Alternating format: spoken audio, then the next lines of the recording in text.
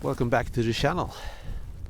When I talk about my borderline, I always have to remind myself that what's normal for me is, of course, affected by my experiences. I'm accustomed to speaking about my borderline. I'm accustomed to speaking about mental conditions. I can laugh about it, I can joke about it, and to me it's no big deal.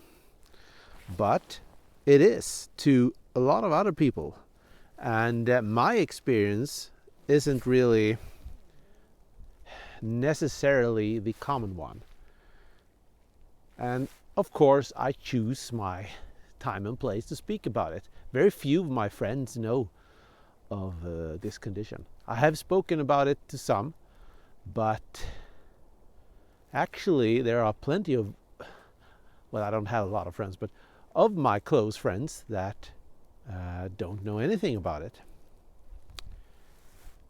because I can't really see any benefit of talking to them about it. They are not the type of friend I speak about these things with. They are not that type of friend. I have friends for several reasons, basically. I have friends that I speak about my issues with. I have friends that I just hang around with, have fun with. And with my fun friends, let's call them like that, I don't really want to talk about these things. It would probably be okay to do so, and I don't think I will be treated any differently, but I'm afraid I would also be, of course. There's a fear there lingering that I might become the man with borderline instead of, my name and who they think of me now. I don't want that, because a condition like borderline is without a doubt problematic one, and quite justly so, because it is a condition very often connected with very bad relationships and troubles. It's not like it's not as bad as narcissists and psychopaths, but it's there, it's close, and it is a deal breaker for sure. I know this. I think I've mentioned it before, that I tried being open and honest about my condition on a date once, because the girl said that she liked honesty and she actually demanded it, complete and utter honesty, and yeah, well, that backfired and she just ran away, basically. Because that's how it works. People who say they want honesty don't really want honesty. They just want to address the fact that they've been hurt by something in the past, and now they want to make sure they don't get hurt again. So it's not for your sake they want honesty, it's for their own, and it is basically a way to make you speak about your condition, and if you have any, and yeah, a desperate one, because most people who have issues are unaware of it or reluctant to speak about it, and it will come like a surprise when time goes on and it reveals itself, whatever the issue is. But borderline is, for me, I would wish it was a condition that I can just simply speak about. That would be great, because I can laugh about it, I can joke about it, and I hate the sensation of being forced to be secretive about things that are sensitive. I know it's not a selling point on a dating scene. I'm not stupid, but I just tried it this time, and because she was quite open about her stuff and so on. And that's probably what's more the case with people who say they want honesty. it's not as much that they want to know what's wrong with you. I think they just want this statement, this bit of a agreement that if you break this, it's bad. But if you also actually do what the statement says, it's also bad. So you can't win it. It's a losing game for sure. I'm not bitter. I dodged a bullet, of course, because a person who have a big issue with borderline will never work with me. That's obvious. And whoever I hook up with in the end, more serious thing, it will be someone who needs to know about it, and quite early on. And because otherwise they will go through a lot of unnecessary, probably annoyance and pain and hurt, and so would I. No one would benefit from me being silent about it. No one. And well, that's the thing. But in other settings, professional and so on, nope, I would never talk about it. I might hint that I have some diagnosis if some things would to happen, like it did now on my practice when I got this panic/anxiety attack, basically not at work but at home, and I just needed a day's rest and recover.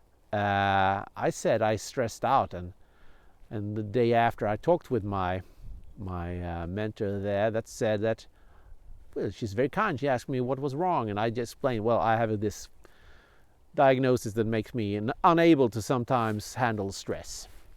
Oh, okay, she was fine by that. She didn't dig any deeper into it, and I think she was satisfied with the explanation. So, it's a stigma. Borderline is a stigma. It's a problem that, as long as it is a relevant problem in your life, you will have to address. It's as simple as that.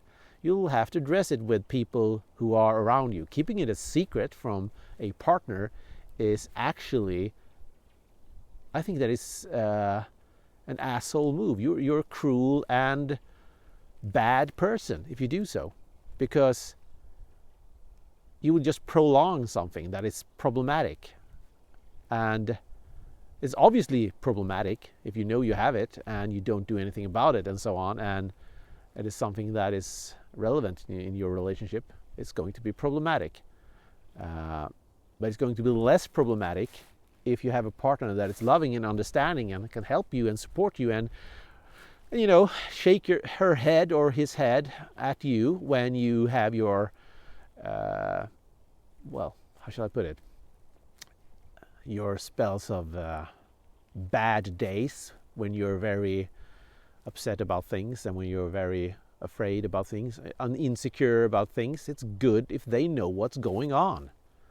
I mean, if you can't understand this simple fact about relationships, then you shouldn't be in a relationship at all. You're not mature enough, in my opinion. Speaking honestly and openly with your partner is the foundation of a relationship. Of course you have small secrets, basically. You can have that. That's not the case, but this is not a small secret. This is a major thing if you have it. It's, well, it doesn't get much bigger than this. It's on par with having a lover or an extra child somewhere and something like that and not speaking about it. Maybe, probably even worse, because those things, well, I'm not saying you should, but you can lie about those things and people wouldn't know anything, maybe. But you can probably lie about this. It will show itself from time to time. And yeah, for your own sake and for your partner's sake, if they know what's going on, you're going to avoid a lot of conflicts. It's as simple as that. I mean, you don't get mad as easily with someone who you understand can't really help some things at times. Of course, there's going to be some points when knowing isn't enough to save a bad relationship. It's not that simple as that, of course, but it's really, of course, obvious that if you don't know what's going on, that's a lot worse. It can also help you understand that you shouldn't perhaps seek out certain positions in life and deal with certain types of work where your borderline gets triggered. It's unfair to everyone else, and it's unfair to yourself. You're just going to hurt yourself. I realize this now at my practice period. It's been 4 weeks now, and I realize very strongly that I shouldn't work in a situation with a lot of external stress, with a lot of things going on at the same time, poking on my attention, needing my answers, needing me to do things. That type of work isn't really what I should do. I should minimize those things, at least until I master them all, so there's not a lot of unknowns for me to deal with. Because that stresses me a lot. Me personally, at least, I get so stressed out having to deal with things I don't know and understand, because I feel expectations on me. I feel, you feel bad for not knowing and understanding things you should probably understand, and so on. You just simply fall into this spiral of stress that just gets worse and worse. So the best and first and foremost important thing to do is just avoid those things as much as you can. You can develop all kinds of methods of dealing with it, of course, when you are there at those times, but avoiding them altogether is the first step. And when it comes to relationships, avoiding issues, and a part of this is actually having a partner that understands you. And of course, understanding borderline is difficult. It's not an easy condition to explain sometimes. It is not an easy condition to handle. I mean, the amount of times I get annoyed by myself for the simple fact that I can't control my emotions. Oh boy, I have this inner self person that is a quite calm and logical person that loves all those kinds of things. And when this madman takes over the helm and just steers the boat onto all kinds of hazards and dangers, then I just get I get mad at myself, really mad. So it is a stigma. It is difficult to talk about. It is nothing you want to brag about most situations. I don't feel the need to talk with strangers I meet face to face about it at all. I'm satisfied with talking with my friends and just addressing and venting here on YouTube. That's good enough for me. I try to minimize the talking about it at all other times as much as I can, because I don't want even my best friends to just see me as this borderline character that just talks about this condition. Even if they accept and love me, I don't want to be that type of person. So it's a chilly 1st of December here in south of Sweden, and I'm going to end this video now before I freeze to death out here. So this is the Borderline Man signing off.